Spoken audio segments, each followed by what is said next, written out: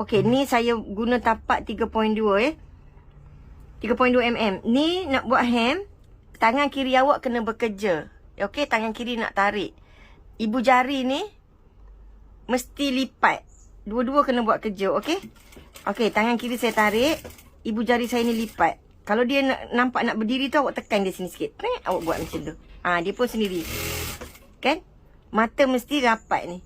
Rapat nombor. Saya ni 2.3. Tak sampai 3 2.3. Kalau jahitan kita biasa 2.7, 2.8, 3 macam tu. Ni nampak tangan kiri tarik. Tangan ibu jari lipat.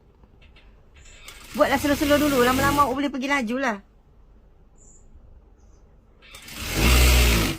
Oh boy, mesin. Bunyi kuat tu sebab ni skru tak rapat. Okey, ibu jari lipat.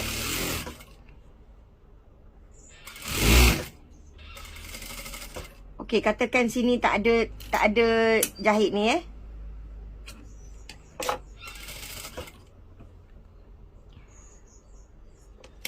Sekejap.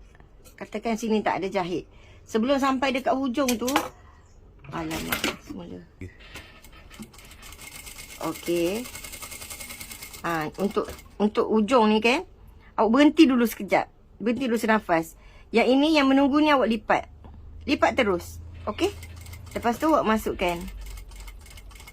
Kita cuba dapat kotak ke tak. Saya kadang dapat, kadang tak dapat. Okey, pusing naik atas.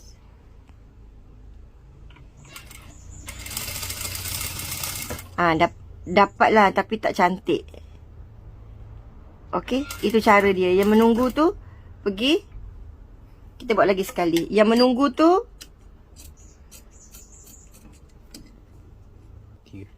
okey, kira 1 inci sebelum sampai hujung ni.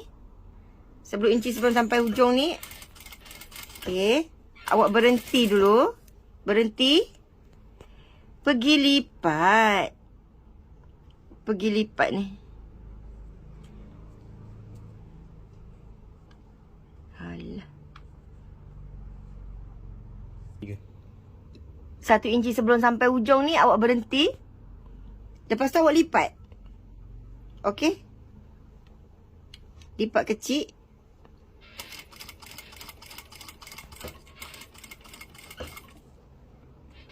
Dah tak cantik dah. Kalau dah tengah-tengah macam ni dah tak cantik.